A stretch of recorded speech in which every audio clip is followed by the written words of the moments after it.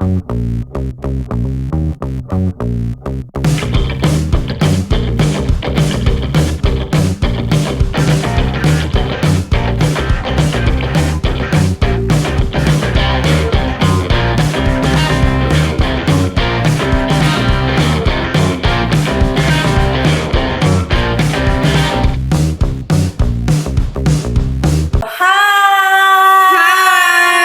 selamat datang di podcast berapa? Podcast 5 Satlantas Polres Jambi. Putar dulu.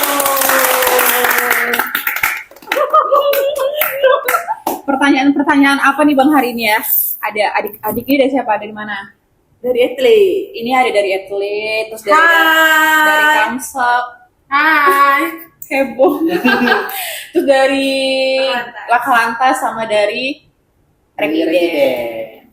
Kita akan membahas semua hal yang menjadi pertanyaan netizen hari ini. Oke. Paling banyak itu, yang pertama itu masyarakat tuh nggak tahu kalau ternyata lalu lintas itu terbagi menjadi beberapa unit. Yang mereka tahu itu kalau mau ngurusin ke polisi lalu lintas, kalau ada kecelakaan lapornya ke polisi lalu lintas, kalau ada maling pun kadang ke polisi lalu lintas. Betul. Mengalami Bu? Mengalami. Nah, sementara kan di sini tuh kita terbagi menjadi 1, 2, 4, 5 ya? Dari Turjawali belum. Jadi sebenarnya juga ada dari Turjawali. Nah, Turjawali ini biasanya untuk pengaturan, terus pengawalan, apa lagi? Penjagaan, pengawalan, patroli. Nah itu. Terus kemudian dari Rekiden ini biasanya untuk membuat surat izin mengemudi baik secara pribadi maupun orang asing ataupun perusahaan ya Bang ya. Bisa ya mobil perusahaan. Beda nggak SIM-nya? Sama. Sebenarnya yang membedakan itu bukan dari perusahaan atau tidak ya. Kalau untuk penerbitan SIM itu yang membedakan itu dari jenis kendaraan. Maju dikit Bang. Kita cuma punya 2 nih, jadi Oke, baik. bagi. Oke, baik. Ya kalau kita berbicara SIM ya. Jadi kalau berbicara SIM itu golongan SIM itu berdasarkan kendaraan ya. Jadi bukan berdasarkan dia korporasi atau perorangan ya. Jadi perbedaan SIM antara SIM perseorangan dengan SIM umum itu berdasarkan jenis kendaraan dan jenis platnya ya. Ketika platnya itu dia warna putih atau hitam atau merah, maka yang digunakan adalah SIM perseorangan ya. SIM perseorangan itu contohnya kalau ada SIM A tuh SIM A aja, atasnya tuh nggak ada umumnya. Oh, dia tuh harusnya SIM A, ada lagi yang lainnya gitu. Iya, ada SIM A. Kalau dia ada himbauan umum di situ berarti dia menggunakan kendaraan yang beratnya lebih dari 3.500 kg yang menggunakan plat nomor warna kuning. Nah, Jujur gitu. sih, kalian nggak tahu. Iya, baru tahu. Iya. Terus? Ya nggak apa-apa, ini kita memberitahu. Iya, benar. Oke, Bu. Kemudian setiap golongan SIM itu selain berdasarkan kendaraan juga berdasarkan umur. Jadi kalau untuk masyarakat luas yang belum tahu ya, jadi SIM itu dapat diterbitkan bagi orang yang umurnya minimal 17 tahun bagi golongan SIM C, SIM A, SIM D. Oke. Kemudian untuk SIM A umum, SIM B1 itu minimal 20 tahun. Oh, beda. Ya, kemudian untuk SIM B2 B2 perseorangan itu 22 tahun, kemudian untuk B2 perseorangan itu 21 tahun, B1 umum itu 22, B2 umum itu 23 tahun. Nah, seperti itu. B1 sama B2 bedanya apa? Beda. Jadi untuk B1 biasa dan B1 umum itu yang membedakan adalah jenis plat. Tapi untuk penggolongannya sendiri B1 itu untuk kendaraan yang beratnya lebih dari 3.500 kg. Contoh kalau Mbak Dela lagi bawa kendaraan truk nih. Truk. Ingat ya truk ya. Truk yang bebannya di atas 3.500 kg tanpa gandengan. Iya, Okay. Pernah lihat mobil truk gandeng? Nah, berarti dia nggak, ya, berarti dia nggak jomblo kan? Nah ini truknya nih jomblo nih, berarti dia, truknya dia sendirian yang bebannya lebih dari 3.500 kg. Berarti SIM-nya harus B1 atau B1 umum. Oke. Iya, kalau sudah B2 umum tuh kendaraan yang gandengannya lebih dari 1 ton. Gandengannya aja. Gandengannya lebih dari 1 ton. Jadi Tapi kan bak dianya, bak Harus awal dua. depannya enggak. kenapa? Kan ada 2 gandengan tuh. Yang depannya otomatis Enggak dong. Cuma yang belakangnya doang yang beratnya harus 1 ton. Biasanya dia include. Oh, include. Iya, jadi kalau dengan kendaraan yang memang beratnya, kalau dia kosong, dia bisa nih bawa B1 nih. Oke. Maksudnya dia bawa kepalanya aja, Iya, jalan-jalan iya, kemana iya. kan biasa kalau tergandeng ini kepalanya aja bisa jalan nih. Iya. Dia bisa bawa B1 nih. Tapi ketika dia sudah bawa gandengan, entah dia bawa peti kemas, entah dia bawa alat Gandeng berat. itu berarti kepalanya sama baknya. Iya kan dia kan ada truk Yang bisa kelepas gitu. Nah, Kirain pernah itu ya. truk lagi ada baknya Iya. lagi. makanya Mbak nih kalau lihat SIM nih, bisa nih searching di Google nih. SIM B2 umum itu nanti di gambarnya tuh ada truk, ada gandengan lagi. Oh, beda Nah, terpisah, beda. terpisah. Ketika dia sudah terpisah, dia pakainya B1. B1. Tapi kalau dia ada gandengan dan gandengannya lebih dari 1 ton, dia udah harus naik ke B2. B2 umum. Tapi dasarnya semua SIM A dulu. Harus punya SIM A dulu. SIM A umum Punya dulu SIM ya. A dulu. Setelah 12 bulan baru bisa naik ke B1 atau ke A umum. Oh, nggak bisa langsung. Iya, jadi kalau untuk naik ke A umum atau B1 itu harus kita punya dasar A 12 bulan minimal.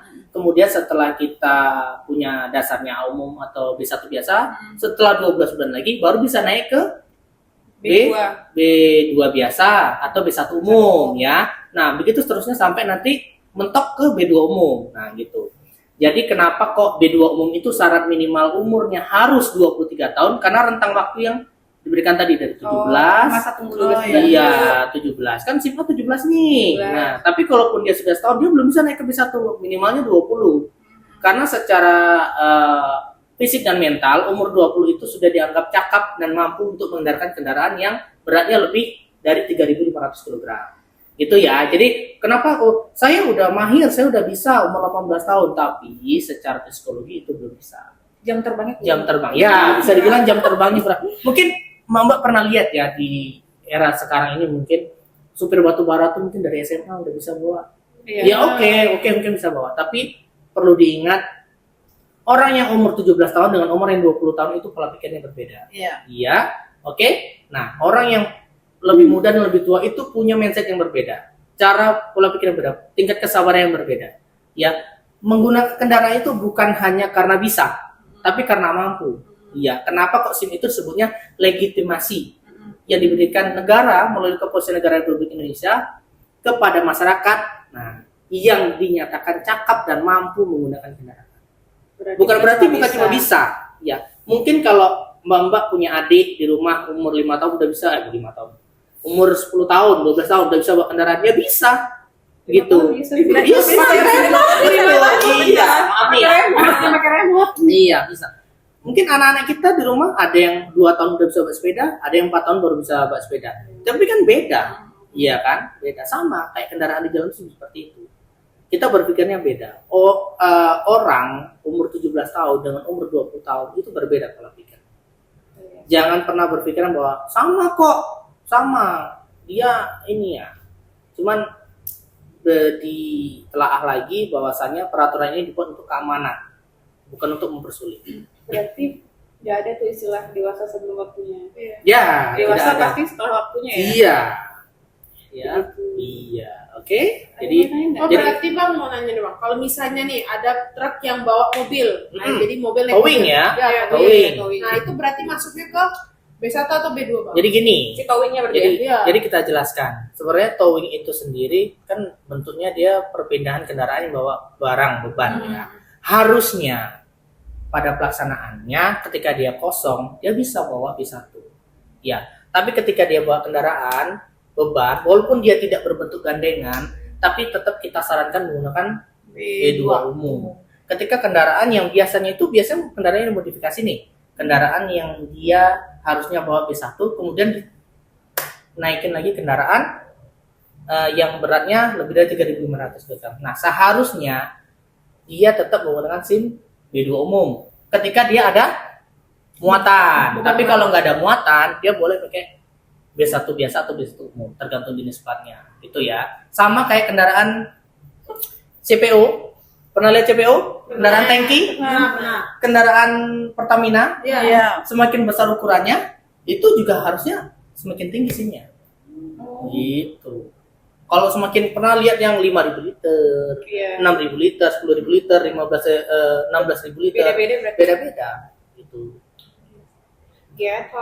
Gitu ya. Jadi memang tidak dijelaskan di secara undang-undang, tapi dapat kalau bahasa kita ditafsirkan, bisa dijelaskan seperti itu. Kenapa kok harus pakai ini? Ingat, jumlah beban itu mempengaruhi.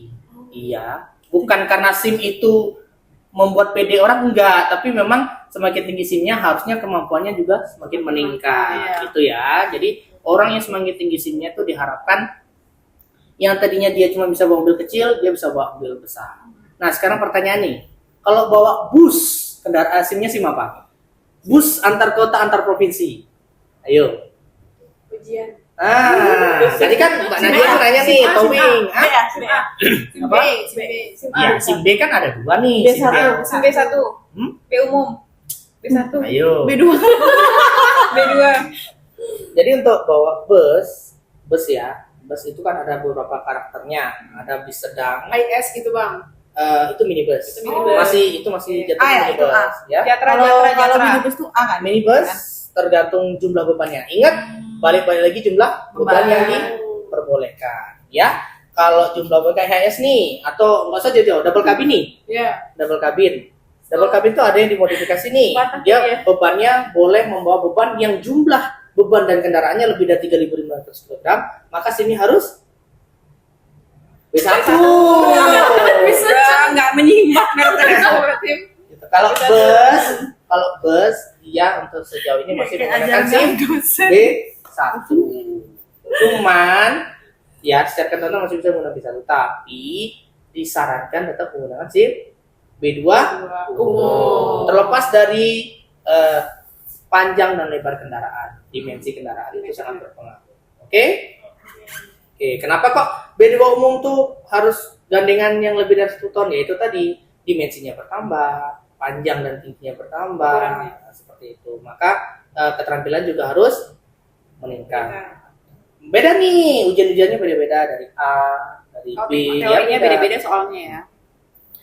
Jadi yang sebenarnya banyak nanya-nanya buat SIM sama kita tuh karena itu bukan bagian kita, jadi mungkin kita tuh hanya tahu jenis golongan, tapi sementara SIM itu kan terbagi-bagi lagi menjadi banyak. Ada 4 golongan tapi terbagi lagi nih, ada A umum, ada B1, B2 dan lain-lain gitu. Begitu teman-teman, nanti bisa dijelaskan buat netizen yang nanya buat SIM berapa, tanya dulu SIM-nya SIM apa. Kalau pengen lebih jelas berarti kita arahin ke Regiden. Sobat Lantas, kalau misalnya mau buat SIM itu ke fungsinya Regiden, fungsi SIM. Memang ada fungsi di Lantas itu namanya fungsi Regiden, fungsi SIM. Jadi jangan kesel kalau misalnya tiba-tiba nanya ke kita nih buat SIM tapi kita nggak tahu, karena kan kita memang tahunya itu secara garis besar ya Bang ya, tapi ternyata ada lebih spesifik lagi gitu.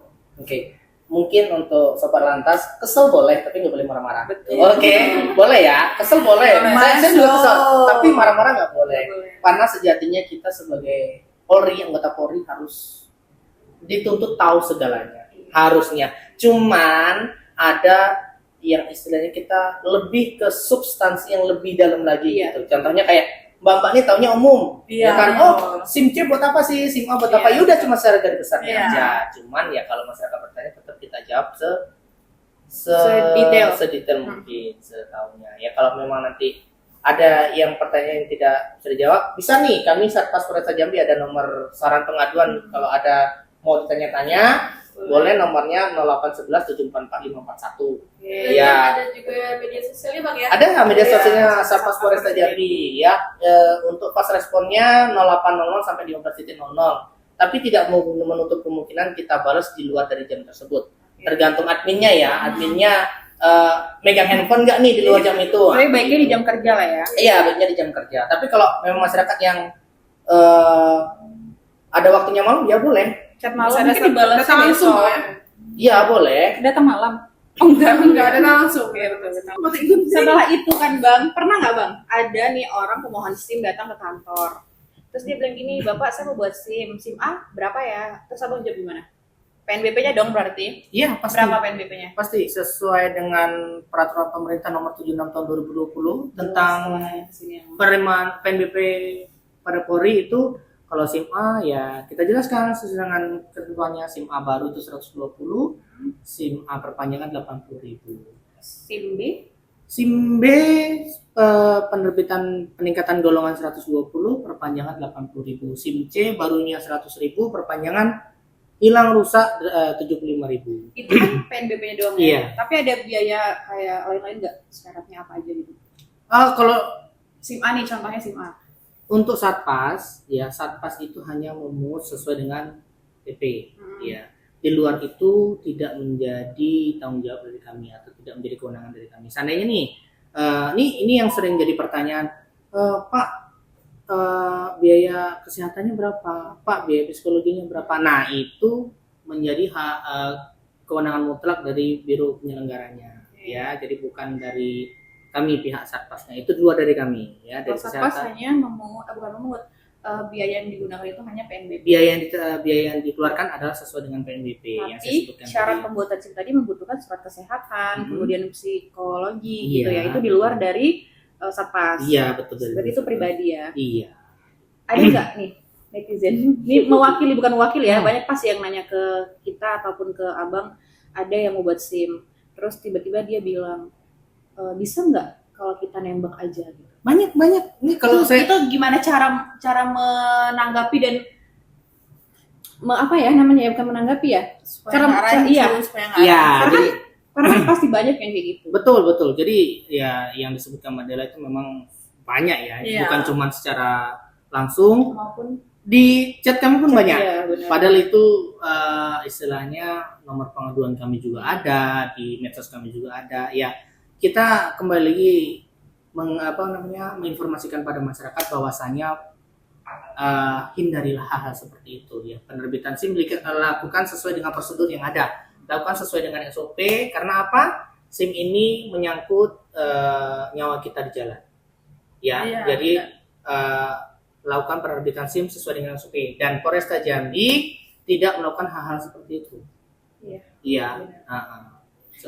Sesuai dengan perintah pimpinan kita, ya, kita tidak ada melakukan pungutan di luar dari biaya PNBP, gitu ya. Jadi ini sekalian kita himbau sama masyarakat nih. Boleh, Ya, kita boleh. himbau untuk masyarakat, kalau ada orang yang menawari atau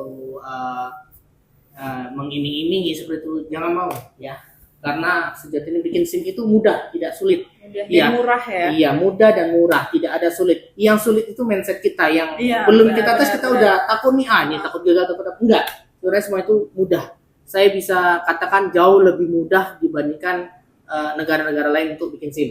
Ya, karena kita mungkin bisa perbandingan di luar negeri. Kalau pernah ada lihat nih, kita dibandingin sama luar negeri gampang, tapi sebenarnya di luar negeri itu ada yang lebih lama bikin SIM pada kita prosesnya. Ya, nah jadi jangan pernah takut gagal, jangan pernah takut tidak lulus, mudah ya, jangan sampai terpancing dengan hal yang di luar dari standar prosedur. Datang aja dulu ke Polresta Jambi ya Bang ya. Iya betul, kalau seandainya malas datang nih, bisa tanya-tanya dulu di call saya di nomor pengaduan yang saya kasih tadi di 0811 744 541 tadi. Boleh tanya-tanya, oh Pak ujiannya seperti apa? Ujiannya bagaimana? Apa aja perlu saya persiapkan? Nah, Biar gitu. asal paham ya Bang. Iya, kalaupun nanti bingung boleh nanya di situ. Pak, ujiannya nih ada kisi-kisinya nggak? Boleh. Oh, berarti kita ngediain soal-soal juga dong. Soal-soal kan semuanya ada. Iya, semuanya ada loh di internet ada. Ada buku panduannya Bang. Iya betul, ada buku panduannya ada. Sebenarnya Semuanya sudah ada. lengkap ya. Betul. Jadi intinya tuh mau berusaha jangan malas. Iya. Nah, gitu. Ya, Ya, oke. Oke. Nah, Kalau SIM udah ya banyak banget ya. Nanti kita undang khusus nih dari Rekidia untuk membahas soal SIM. Kita lanjut ke kamu. Aku ya. Ya, kamu. Tadi kan berkaitan dong, pasti semua ini berkaitan. Habis buat SIM, surat izin mengemudi, kemudian kan digunakan untuk berkendara. Kalau terjadi apa-apa nih, misalnya ada sesuatu, bukan kita lah ya, kita kan sebagai petugas ya. Misalnya ada sesuatu dari masyarakat mengalami kecelakaan dan lain, pasti kan mereka tuh nggak tahu sebenarnya tuh ada tempat khusus untuk mengadu laka lantas, tuh ada di unit laka lantas di Simpang Hilai. Kebanyakan juga kadang mereka ngelaporin ke polisi umum, SPKT. ya, Walaupun boleh, itu tetap kita respon dan kita teruskan, tapi kan untuk lebih percepatan ya, lebih detail itu ada di bagian unit laka lantas. Nah itu bisa dijelasin nggak sedikit aja prosedurnya? Coba sedikit ya. Iya. Jadi pada saat kecelakaan itu, bukan pada saat kecelakaan, ada dua tipe. Pelapor itu ada yang melaporkan setelah terjadi kecelakaan itu kayak kecelakaan itu terjadi misalnya 4 hari lalu kah, 5 hari lalu, itu tetap bisa melapor.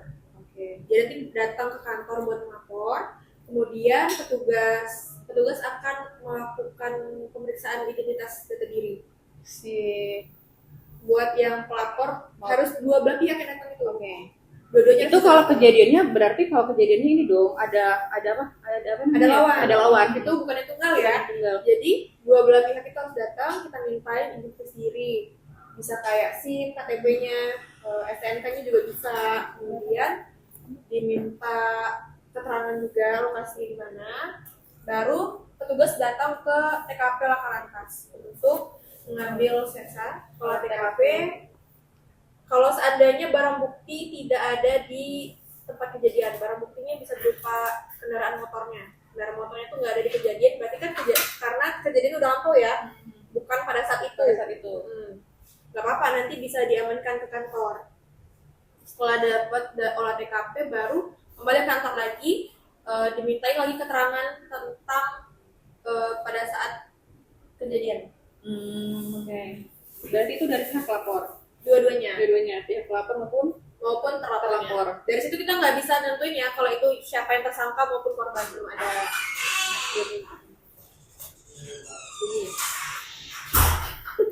Itu tuh mau dikasih Mbak Nova loh sebenarnya.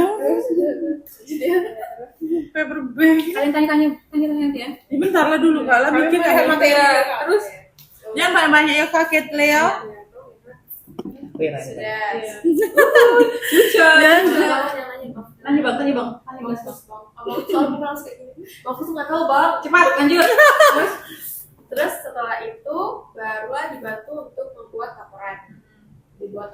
Kalau seandainya salah satu dari satu pihak itu tidak bisa datang, seandainya dia masih ada di rumah sakit, jadi kita tuh bisa nunggu kapan dia bisa datang ke kantor Diminta keterangan. Betul, bisa aja 1 minggu setelahnya.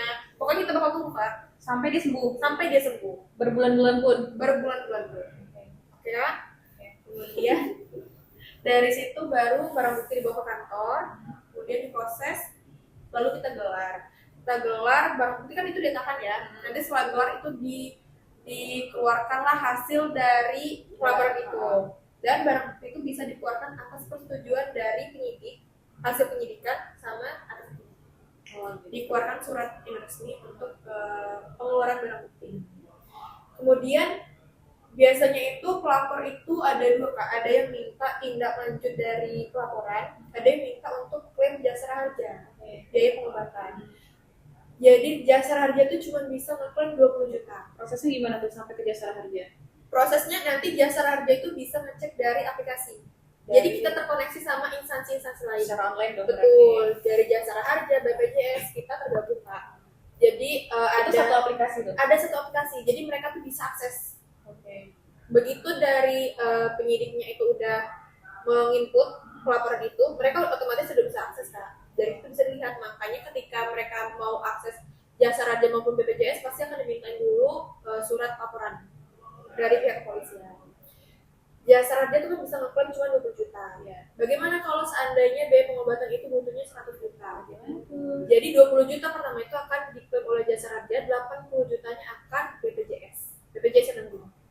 BPJS bisa tanggung berapa aja, jadi BPJS itu tidak terbatas. Itu kalau misalnya nih si korbannya nggak ada BPJS, Maka dari itu, sekarang itu kan setiap maupun kita mau bikin SKCK pun harus pakai BPJS. Kita butuh itu. SIM juga ya? Betul, ya kan Bang? Itu syarat tambahan berarti ya? SIM juga. Terus makanya kita himbau banget buat sobat-sobat lantas wajib punya BPJS. Jangan malas bayar BPJS. Benar. Karena masyarakat malam. Iya, jadi fungsinya tuh ternyata banyak sekarang untuk urusan-urusan lah gitu. Tidak mungkin ada syarat itu kalau tidak ada sebab. Berarti Kak, Iya masuk. iya masuk kan? Terus. Ada lama bang, nanya juga ada lama. Tidak ada syarat itu. Kalau tidak ada sebabnya. Nggak ada. Apa menjadi sebab? Penyebabnya karena masyarakat malas untuk membayar. Maksudnya Penyebabnya penyebabnya masa gini, penyebabnya tadi itu kan dibutuhkan ya, kalau karena kecelakaan, dibutuhkan. akhirnya dibutuhkan BPJS, makanya kita tuh harus rajin bayar BPJS. Betul. Terus Udah selesai. Itu berarti tadi tetap dari polisi dulu, setelah dari polisi itu terkonek ke BPJS, kemudian ke Jasa jasa Raja. raja, baru dari situlah nanti dikeluarkanlah biaya-biaya perawatan Untuk pengobatan biaya tadi pengobatan. itu.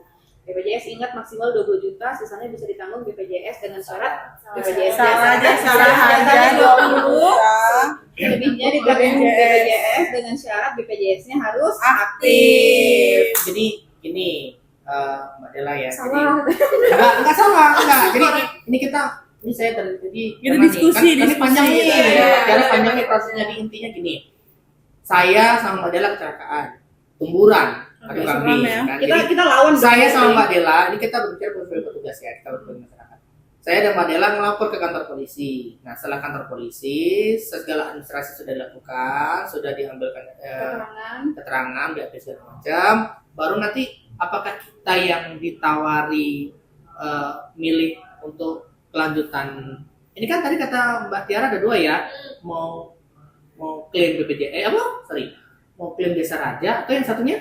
Buat lanjut tindak lanjut. Nah, Kalau tindak tidak lanjut. ada perdamaian. Nah, kalau Oh. tidak perdana berarti kan kita lanjut nih sampai ke persidangan nih. Persidangan, Nah, iya. berarti kita yang milih atau boleh Iya. dua-duanya? Dari pihak yang melapor, Bang. Jadi pihak melapor tuh udah dari awal udah tahu tujuannya. Oh gitu. Apakah mereka mau menindaklanjuti karena tidak ada perdamaian atau dia mau ngeklaim untuk biaya pengobatan? Jadi Tunggu, nggak tapi bisa gini. dua-duanya. Tapi gini, kalau nih dia mau nindaki, ya benar kayak Bang Dwi, dia mau menindaklanjuti itu, tapi dia tetap butuh nih biaya klaim. perawatan bukan BPJS gitu, itu gimana? Oh bisa. Oh, jadi bisa Berarti bukan dua-duanya. ada dua pilihan, Iya. bukan dua pilihan berarti ya, berarti emang ada Memang itu Memang berarti itu. gini, itu merupakan hak. hak Ya, itu hak. hak ya kita bisa bilangnya hak korban. Hak korban ada dua nih. mau damai mau enggak ya Bang? Iya. Iya. Nah, berarti hak korban itu kita bisa klaim jasa harja sama kita bisa melanjutkan Kasusnya. kasusnya. Iya. Tapi yang namanya kecelakaan itu balik-balik lagi tidak ada yang mau kecelakaan. Iya, Ya, betul. daripada kecelakaan mending dicegah dulu. Benar. Gimana cara cegahnya? Harus- Izin dengan baik dan benar. Oh.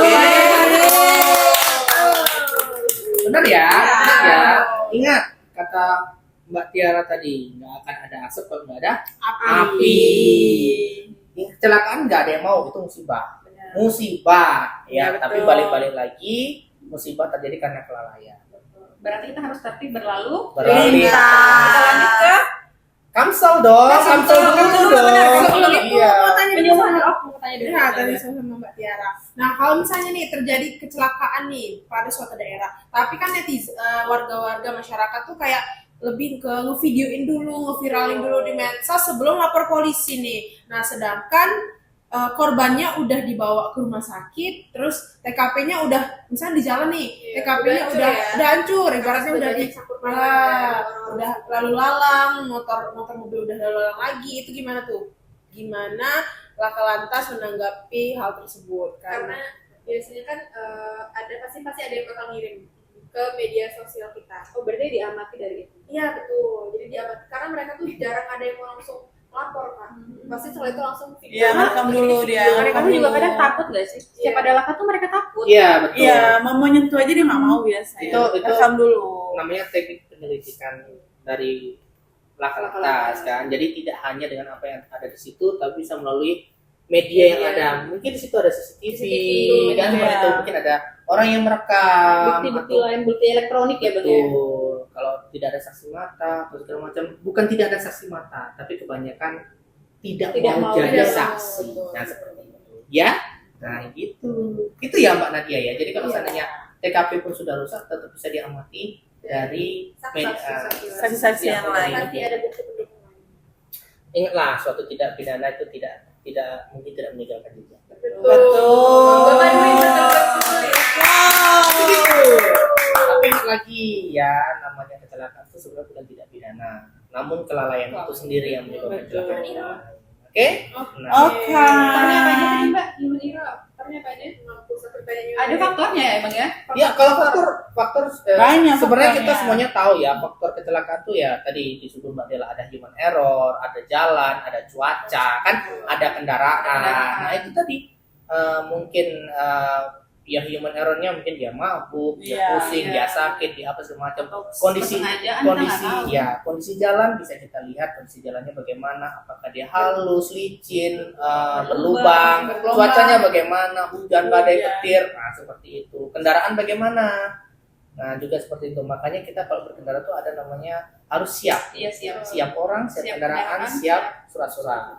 Gitu ya? Siap Iya. orang tuh kita harus pakai jaket, pakai sarung tangan, pakai Betul. helm, kemudian di kendaraannya dicek dulu ban dan segala macam. Betul. Baru surat-suratnya seperti SIM, STNK. Iya betul. Penyuluhannya itu dari pihak Kamsel. Kamsel. Biasanya Kamsel kemana aja nih?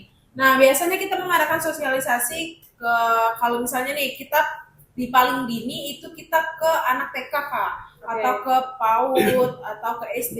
Itu untuk kita ada program namanya Polisi Sahabat Anak.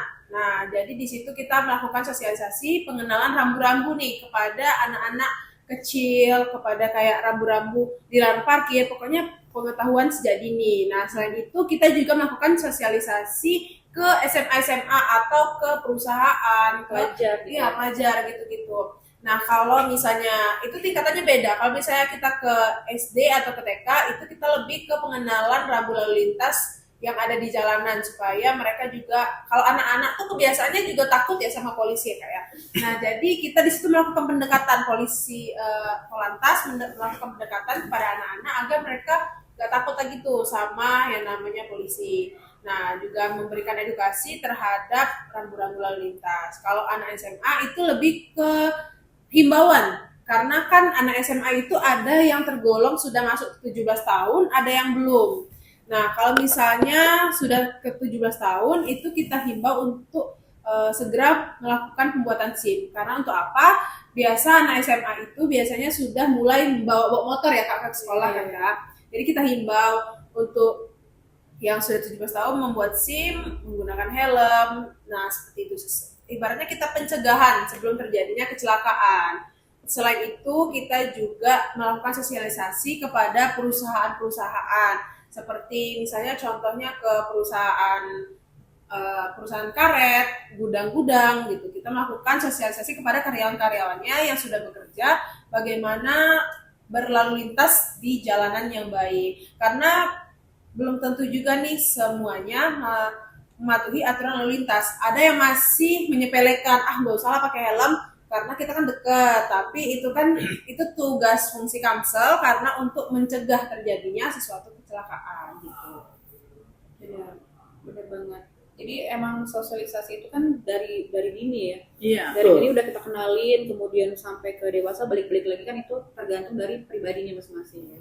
Jadi kayaknya Mbak Dela tadi urutannya kita kebalik. Kebalik Ya, ya. Jadi Kesini dulu. jadi memang harusnya kita itu kan dari pencegahan. Betul. Pencegahan Ya. itu di mana sih? Yang ada di Kamsel ya. Iya, Kamsel itu apa benar-benar. sih? Kamsel itu keamanan keamanan dan dan keselamatan keselamatan. berlalu lintas kan. Artinya dari situ tuh, dari Iya, Kamsel. betul. Oke Bang ya. Nah, jadi menyadarkan masyarakat pengguna Balik jalan lagi, Bang. lintas ya. Kemudian setelah mereka sadar, kita uji. Kita Iya, kita benar, uji. benar. Dia mampu, kita uji, dia berhasil, bagaimana dia berkendara dengan harapan nanti dia akan tertib. Ketika tidak tertib, ada dua alternatif. Apakah dia ketangkap Mbak Dewi atau dia masuk ke kantornya Mbak Tiara? Gitu kan? Iya. Gitu tuh. Kalau dia intinya gini, kecelakaan tuh tidak semata-mata tiba-tiba kita brek. Iya. Salah satu penyebabnya yang tadi pelanggaran lalu Lintas. lintas. Iya. Lampu merah ada nggak pernah dengar gini? Kenapa? Pelanggaran tuh Ngerti semua. pelanggaran tuh ada. Pinter banget emang. Pelanggaran tuh ada untuk aturan tuh ada untuk dilanggar. Enggak. Ada yang bilang gitu. Ada yang pernah bilang dengar? gitu. Pernah dengar. Tapi itu salah. Iya. Kayak kita tadi baru banget ngurus tilang terus bapak-bapak ya. Iya. Tiara ya. Terus dia bilang gini, harusnya di kota Jambi, harusnya di kota bukan di Jambi, harusnya di kota itu nggak perlu pakai sabuk, kan macet. Dia bilang sabuk itu harusnya untuk di jalan-jalan luar kota, dia bilang gitu. Terus apa hubungannya nggak pakai sama pakai? Udah dijawab gini tadi, sabuk itu Pak, begitu Bapak masuk mobil, sabuk itu wajib dipakai. Mau Bapak jauh, mau Bapak dekat, mau macet, mau enggak. Tapi dia nggak terima. Dia tetap bilang harusnya ada pengecualian gitu. Begini, segala sesuatu yang ada di mobil itu sama engineer-nya itu sudah dirancang sedemikian rupa. mobil Mbak Dewi, mungkin mobil Mbak Dela yang sekarang itu ada namanya fasilitas airbag segala macam. Iya, betul. Dengar ya, dengar. Iya. Airbag tidak akan ngembang ketika Ada airbag Tidak terjadi kecelakaan. Iya. bukan ketika sapu pengaman tidak Dijawab lah itu klik. berarti. Ya, Oh, ingat. iya. Ya, airbag itu tidak akan mengembang ketika sapu ini pengaman jawabannya tidak digunakan. Ya, mau jauh mau dekat, sepelan apapun Anda, belum tentu lawan Anda pelan. Betul. Dengar ya, Iya, dengar iya benar. betul. Sepelan apapun Anda, dimanapun Anda, di macet pun Anda, lawan Anda belum tentu pelan. Iya, betul. Airbag itu mengembang karena dipicu Benturan. oleh benturan. Benturan yang kuat. Walaupun bukan Anda yang mencium, bisa jadi orang lain mencium. Iya. Salah satu syarat untuk airbag mengembang itu dengan Enggak ada benturan, bukan dengan kendaraan, dengan terkuncinya seatbelt. Seatbelt. Sekarang pertanyaannya, buat apa kamu ngunci seatbelt tapi kalau nggak jagain badan kamu? Betul. Sama Banyak aja. yang rem. Sama aja nih. Kita beli baju mahal, tapi bajunya mau ditenteng bukan dipakai. Betul. Oke? Iya. Baju ini untuk melindungi badan kamu dari cuaca, dari debu, dan segala macam. Sama, seatbelt itu tujuannya untuk menjaga kamu supaya kamu aman, nyaman, selamat sampai tujuan. Didesain sedemikian rupa biar itu Sesuai. nyaman. Itu sama aja bang yang bawa helm tapi helmnya ditaruh di pangkuan.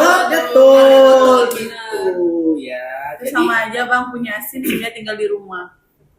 Benar. Iya, iya tinggal di betul. rumah. Iya, betul. Sama ini lagi Coba membantu. Iya. Betul. Jadi gitu tadi. Jadi kalau ada orang yang berbicara, kenapa di kota kok harus pakai seatbelt? Iya, segala gitu. macam?" Baru tadi pagi banget ya. Iya. Kita ada pelanggar begitu. Kita makan di rumah makan memang ada pilihan. Ada pilihan, situ ada sendok, situ ada pakai tangan.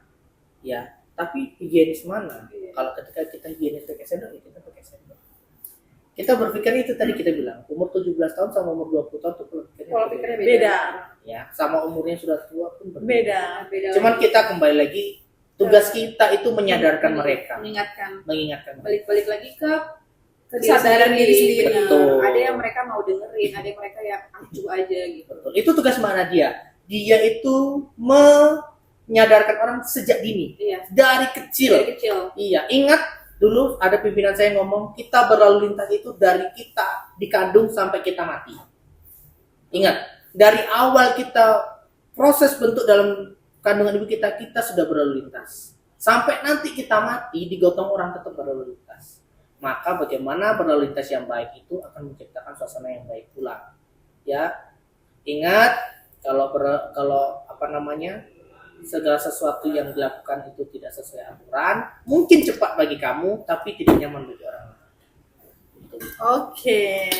Itu tadi muaranya tetap ke Mbak Tiara. Tiara. Ah, Ujungnya ke sini. Iya. Kalau kita nggak taat ini kan. Iya. sebenarnya Awalnya dari sini. Oh dari saya. kenapa ada law enforcement? Penegakan hukum Oh, namanya. law Law enforcement itu kan penegakan hukum. Kenapa ada penegakan hukum? Ya itu tadi. Biar tidak terjadi penegakan hukum yang terjadi di Mbak Tiara.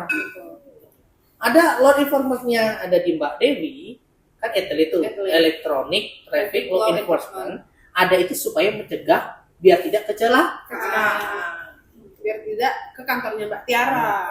Gitu. Gitu. Kantor Mbak Tiara kalau sambang, hai Mbak, saya nge-face boleh. Tapi kalau beli Mbak beras, saya boleh beli beras ke situ. Beli beras boleh. Mbak saya ngurus jasa raja, sedih dong. Sedih kan. Tapi sebenarnya jasa raharja balik lagi bentar dikit ya. Jasa raharja tuh bisa diwakilkan sama anggota keluarga ya. Iya, Ahli waris ya. Balik-balik lagi tergantung laporan dari polisi. dan dan pada saat kecelakaan tunggal itu kita tidak bisa Diklaim, menggunakan ya. jasa raja. Iya. Jadi hanya bisa mengklaim BPJS. Balik lagi bayar BPJS. Iya. Ingat, bayar pajak juga. Pajakmu itu bisa jadi biaya berobatmu. Walaupun jumlahnya cuma 143.000 Betul. atau cuman berapa sih kalau motor ya? 80 70 Nggak nyampe sekian. 100, nggak nyampe Nah, 100. itu tapi bisa bermanfaat. Bukan berarti kita mau celaka, enggak ya, enggak. Tapi yang tidak terasa itu tadi bisa membantu kamu ketika kamu sulit. Banyak juga kemarin yang mereka nanyain dari mana asal biaya jasa raharja itu. Mhm. Karena kan pada saat kita bayar pajak tadi udah termasuk di dalam Iya. situ. Betul. Nah, jadi jangan lupa bayar pajak. Kalau pajak itu blokir, ada apa tuh? Kira-kira tuh mana tuh? Kita lempar ke Ibu Dewi. Silakan Ibu Dewi. Bagaimana tuh? Terima kasih. Apa sih dia nih? Tutup dulu bang. Dulu bang, harus syuting bang. Jadi, Mbak Dela, kenapa pajak kita keblokir? Iya. Karena salah satunya dia melanggar ITLI. Dan tidak membayar Tidak- dendanya ya? Iya, tidak membayar dendanya. Pasti kan orang kan bertanya, kenapa saya pakai seatbelt, saya ini dan itu, ternyata dia melanggar lampu lalu lintas. Yang sebenarnya mereka tuh nggak sadar kalau mereka melanggar. Tapi Iya. kita kan punya buktinya nih, ada capture fotonya nih ya kan. Jadi bang, kebanyakan orang di Jambi ini, kan saya berhenti pada saat lampu merah, tapi dia berhentinya salah. Dia berhenti di marka yang tidak seharusnya dia berhenti. Gitu. Dan mekanismenya adalah dia ke capture dulu, di saat dia akan membayarkan pajak, dia terblokir, baru dia mengurus. Bisa melalui online kok bang sebenarnya. Cuman orang di Jambi ini dia melalui online kan bang, sudah dimasukin semua datanya, tapi dia nggak ngurus nggak petugas, diselesaikan. dia nggak diselesaikan. Jadi kayak, sudah cukup berarti saya nih saya bisa bayar tanpa dia membayarkan ke bank dan lain-lainnya. Berarti kita tetap harus membayarnya ke Bank BRI. Bank BRI. Iya. Jadi denda tilang itu dibayarkan ke Bank BRI, dan sebenarnya setelah dibayarkan itu kita tetap konfirmasi lagi ke back office ini untuk pembukaan blokirnya. Gitu. karena walaupun udah dibayar, kalau nggak dikonfirmasi lagi ke petugas Iya. itu tetap nggak bisa kebuka ya kak ya. Karena kebanyakan orang Jambi ini bang, masyarakat di Jambi ini dia cuma berpikiran, saya kan sudah online, saya sudah ngisi data saya sudah masukin SIM saya, kok masih keblokir gitu. Harusnya kan dia konfirmasi dulu ke petugas bahwa Mbak, Bu, saya sudah bayar, saya harus kemana ya, buat kita memberikan kode Briva. Melalui kode Briva itulah dia ke Bank BRI untuk menguruskan pembukaan blokir gitu. Pertanyaannya Bu Dewi. Bu Dewi, kan mereka taunya bahwa mereka tuh melakukan pelanggaran itu saat mereka mau bayar pajak. Betul. Ada nggak langkah yang dilakukan dari petugas selain dari pada saat mereka mau bayar pajak itu, baru mereka tahu mereka melakukan pelanggaran? Oh ada. Oh ada. Jadi kami itu setiap harinya bang kami mencetak surat konfirmasi. Surat konfirmasi itu nanti dikirim oleh petugas pos Ke oleh alamat. petugas pos ke alamat tersebut Sesuai alamat sesuai alamat di STNK. Kemungkinan besar biasanya itu mobil tersebut sudah dijual dengan orang kedua atau dia pindah rumah gitu. Jadi surat tersebut tidak sampai, dikembalikan lagi kami Karena pihak pos itu tidak mau memberikan surat kalau tidak nggak atas ada nama penerimanya. si pelanggar ataupun bukan pelanggar, tapi nama itu harus sesuai dengan STNK. Misalnya ini namanya Bang Dwi, tapi Bang Dwi pada saat itu nggak ada di rumah. Yang ada Dia tuh nggak mau nitip ke istrinya Bang Dwi, itu nggak mau, karena itu berkaitan dengan pembayaran validasi. Jadi mereka nggak mau menitipkan surat itu ke siapapun gitu. iya. Sensitif ya kak ya, Iya. karena kan Iya, karena kan itu di situ kan data-data semuanya Semuanya di situ lengkap. semuanya lengkap. Nanya Kak, Boleh. tadi kan berhubung tentang penilangan. Yang jadi pertanyaan besar untuk Sobat Lantas, apakah seluruh personil Polantas itu bisa menilai? Itu dari sobat lantas ya. Betul. Dari netizen ya. Dari netizen. Dari semua netizen Coba ya. karena berhubung di sini yang paling senior adalah Abang. Abang yang akan menjelaskan. Baik, kita berbicara dulu dan sekarang. Iya. Oke, kita berbicara dulu dan sekarang. Kita kan sudah tahu bahwa penyidik dan penyidik pembantu adalah anggota Polri. Ya, bahwasanya anggota Polri itu bisa melakukan penyidikan dan penyelidikan. Tilang itu salah satu bentuk penyidikan, ya, penyidikan pelanggaran. Dulu sebelum dikeluarkannya ketentuan yang dilakukan waktu itu dibacakan oleh Pak Firman Santiabudi, mantan Kapolda Jambi dan mantan Kakor Lantas. Ya, jadi Polantas yang berhak menilang adalah Polantas yang telah memiliki SKEP, surat keputusan sebagai penyidik pembantu, atau telah memiliki sertifikasi penindakan pelanggaran. Ya. Jika kita berbicara 3 tahun ke belakang, semua polisi lalu lintas itu dapat melakukan penindakan. Ingat, dapat melakukan penindakan, baik itu berupa teguran maupun penilangan. Namun seiring berjalannya waktu, maka kita mulai terapkan ketentuan yang memang sudah ditulis oleh undang-undang, bahwasanya Polantas yang berhak melakukan penilangan ya, penindakan itu beda ya, Beda. penindakan itu beda, menindak itu beda. Lapangan. Iya. Di lapangan ya. Penindakan itu beda. penilangan ya. Penilangan itu artinya yang melakukan penyidikan pada pelanggaran lalu lintas itu adalah anggota yang telah memiliki sertifikasi pendidikan pelanggaran Penyidikan. dan telah memiliki surat keputusan sebagai penyidik pembantu untuk sekarang. Ya, jadi jawabannya apakah semua bisa? Kalau melakukan penindakan bisa. Penilangan tidak semuanya bisa. Ingat ya, tidak semuanya bisa. Tapi bukan berarti pangkat tinggi bisa, pangkat rendah tidak bisa. Iya. Semua itu tergantung kompetensi yang dia miliki. Ingat bahwasanya penindakan itu berbeda dengan penilangan. Setiap anggota Polri tidak terkecuali tidak hanya Polantas bisa melakukan penindakan. Mbak Dewi nih posisinya di reskrim, orang nggak pakai helm, bisa melakukan penindakan, diberhentikan, diingatkan boleh, mengingatkan, menegur boleh. Tapi untuk melakukan penilangan tidak diizinkan atau tidak sah seperti itu. Oke? Jadi kenapa? Apakah semuanya bisa? Tidak. Sekarang tidak bisa. Tapi kalau 3 tahun yang lalu bisa. Ya. Penindakan dan penilangan. Penindakan dan penilangan. Kalau sekarang tidak bisa. Penilangan hanya dilakukan orang yang sudah tersertifikasi dan sudah diakui sebagai penyidik pembantu. Kalau kita ini golongan 2 nih, itu kita levelnya sebagai penyidik pembantu.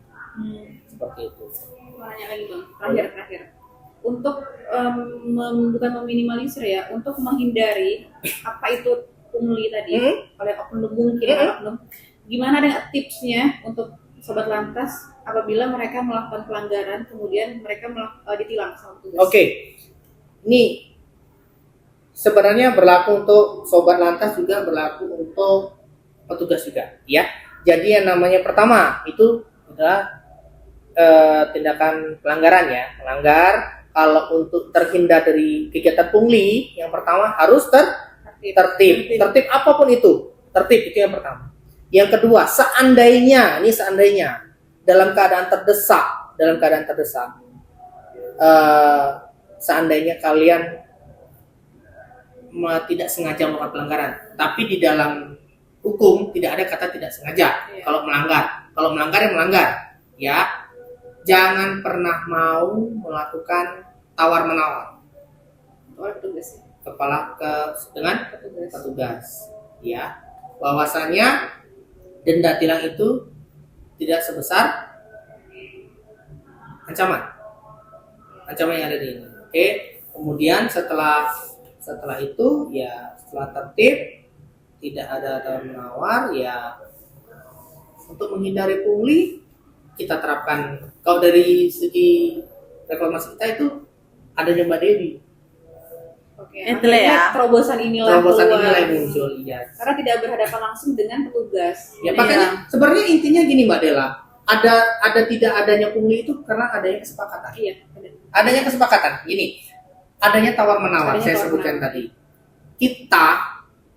Saya pernah melakukan penindakan.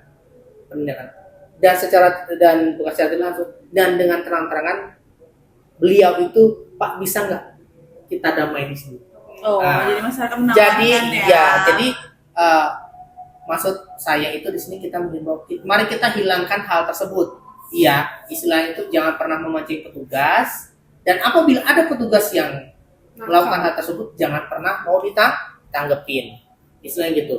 Tidak, ya. Balik lagi kita ngomong, tidak akan ada asap kalau tidak ada api. Iya. Kalau tidak mau ditilang jangan melanggar. Misalnya seperti itu.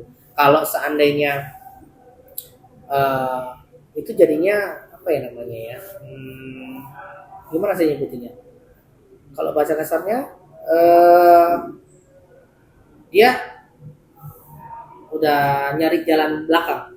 Gimana bahasanya? Apa ya?